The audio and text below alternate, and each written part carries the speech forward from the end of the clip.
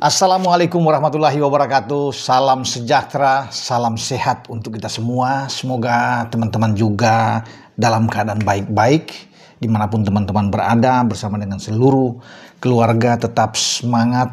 Hari ini ya kita akan bertarung menghadapi Cina di GBK, tepatnya 20.45 waktu Indonesia bagian Barat. Berarti tinggal menghitung waktu semakin dekat untuk kick off. Dan pertandingan ini hidup mati, now or never, sekarang atau tidak, selamanya buat kita. Karena 3 poin dirasakan sangat penting untuk membuka kita masuk ke putaran keempat.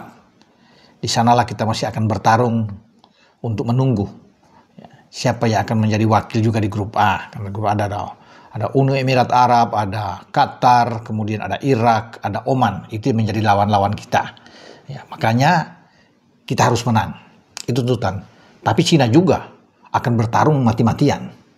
Karena mereka menganggap di GBK nasib mereka ditentukan juga. Kalau masih ingin untuk putaran keempat.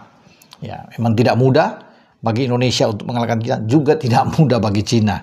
Karena kita diuntungkan bermain dengan atmosfer GBK yang kita tahu bersama, militansi dari supporter Indonesia yang luar biasa ini yang membuat Cina ya di media-media mereka agak mengerikan melihat supporter kita. 70-80 ribu bahkan mungkin bisa akan tumpah ruah ya, memberikan support habis untuk Bang Jai, Isyes dan kawan-kawan. Nah, teman-teman, ya karena ini pertandingan terakhir buat kita di grup C untuk bermain di Jakarta, maka saya mengibaratkan ini sebagai the last dance buat timnas, ya. Tim Garuda kita harus apapun dilakukan, hidup mati di sini untuk bisa berjuang mendapatkan 3 poin itu. Jangan berpikir ke Osaka dulu, Jepang nanti, itu tanggal 10 punya urusan. Sekarang tanggal 5 ini kita harus tuntaskan, karena kalah akan berakhir fatal buat kita untuk bisa menuju ke putaran selanjutnya. Banyak yang mengatakan bahwa peluang menang Indonesia terbuka, ya, karena kita bermain di kandang. Kualitas pemain kita itu di atas pemain Cina. Itu faktanya, karena pemain-pemain kita banyak yang bermain di Eropa. Ya, kita bisa lihat dengan satu contoh dengan El Capitano kita, ya, sang kapten Jai Isyes yang berada di Venezia, walaupun Venezia turun lagi di Serie B, tapi dia bermain di kasta tertinggi kemarin. Dan juga masih ada Emil Audero yang akan mengawali debut. Ya, debut dia pertama di GBK, mengisi posisi yang ditinggalkan Martin Paes yang kena akumulasi kartu. Nah, Emil dari Palermo dipinjamkan, Como sekarang balik lagi ke Como. Como masih bertahan di Serie A Italia. Jadi semua pemain kita bagus. Belum lagi dengan Kevin Dix yang dari Copenhagen setelah berakhir merebut 2 trofi. Kevin akan ke Bundesliga, bermain bersama Borussia Mönchengladbach. Itu menjadi pemain Indonesia pertama yang ada di Bundesliga, ya, karena Jai dan Emil juga sudah membuktikan sebagai pemain Indonesia pertama yang ada di Serie A, ya, dan itu yang membuat bahwa level pemain kita di atas Cina. Tapi apapun itu tidak boleh menganggap enteng, menganggap sebelah mata Cina. Cina datang dengan ambisi besar mereka lewat sang pelatih kepala Branko Ivankovic, di mana mereka bertujuan untuk bisa memukul kita, mempermalukan kita. Jadi tetap harus hati-hati, fokus, waspada dengan tim Cina. Karena ini saya katakan ibarat the last dance buat kita. Maka bagi Jai Isyes juga menganggap ya bahwa duel ini harus dilewatkan dengan hasil yang positif. Ya, kami akan berjuang. Ya, kalau boleh sampai titik darah penghabisan, ya. Kami akan berjuang dan berjuang demi Merah Putih, demi Garuda. Itu yang sudah diungkapkan sebelumnya oleh Jai Isyes masih dari Bali ketika ditanya oleh media, bahkan dari di sana dia mengatakan bahwa dia yakin, ya, karena dia akan menjadi tumpuan harapan kita di jantung pertahanan. Ya, entah dia akan didampingi oleh Justin Hapner, Rizky Ridho, karena di belakang juga kita masih punya Mes Hilgers, masih punya Jordi Amat kalau bermain di bek tengah, tinggal urusan bagi PK. Patrick Kluivert sebagai pelatih. siapapun yang dimainkan. Tentunya harapan kita adalah yang terbaik di materi starting 11. Nah, di kanan kita masih ada Kevin Dix, sudah bugar lagi setelah dia sembuh, pulih. Ada Kelvin Verdong di kiri yang kemungkinan besar akan dimainkan, dan semua pasti tahu tidak terbantahkan itu. Jadi makanya kita akan tunggu apakah ada kejutan yang dilakukan oleh PK untuk tim kita.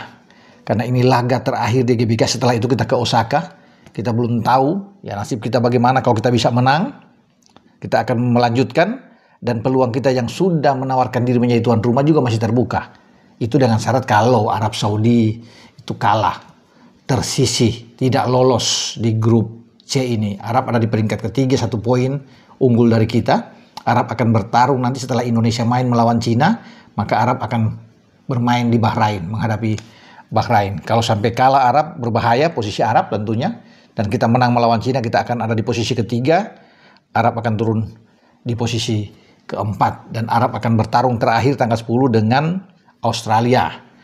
Ya, sementara Australia nanti akan main lebih dulu lawan kita pada pukul jam 18 ya, atau 18.00 waktu Indonesia bagian barat melawan Jepang. Australia hanya butuh 1 kemenangan, mereka menang, mereka bisa menampingi Jepang. Ya, karena mereka 13 poin. Tapi kalau kalah, ini yang membuat situasi dan kondisi di grup C makin rame. Kalau sampai Australia kalah dari Jepang atau misalnya berakhir imbang, peluang kita masih terbuka. Ya, memang Australia yang lebih besar, tapi kalau untuk bisa lolos memang sangat besar buat kita jika menang melawan Cina. Nah, itu tadi saya bilang kembali, kalau Arab ada masalah dengan 2 pertandingan terakhir mereka kalah, misalnya kalah dari Bahrain, kalah dari Australia, maka kita bisa menjadi tuan rumah. 1 tuan rumah kan sudah dibook oleh Qatar. Ya. Tapi kalau Arab yang lolos bersama dengan kita, Arab ya akan jadi tuan rumah. Kita tidak mungkin ketemu dengan Arab karena sudah 1 grup kan. Kita akan lari ke sebelah. Ya, entah kita dengan Qatar sama Oman atau dengan Uni Emirat Arab dan Irak, itu kita belum tahu. Tapi yang pasti kita fokus dulu hari ini. Ya, kita akan bertarung ya habis-habisan. Ya, berjuang di depan publik sendiri untuk bisa mengatasi Cina. Jadi tidak perlu gentar melawan Cina. Ya, kita bisa membalas dendam kita di sini 38 tahun. Kita harus menunggu. Ya, lama memang. Terakhir kita bisa menang melawan Cina tuh tahun 1987 di Kings Cup Piala Raja di Bangkok. Ketika itu tim nasional Indonesia di bawah pelatih Berce Matula Pelwa. Kita menang 3-1 atas Cina. Kesininya kita sudah nggak menang. Kalau saya tarik ya dalam 18 pertandingan terakhir kita cuma 3 kali menang. Ya, kemudian Cina ada 12 kali menang, sisanya berakhir imbang. Kalau lagi 10 pertandingan terakhir Cina ada menang 10 kali. Ya, sisanya imbang. Jadi memang kita tidak menang sama mereka dalam 38 tahun.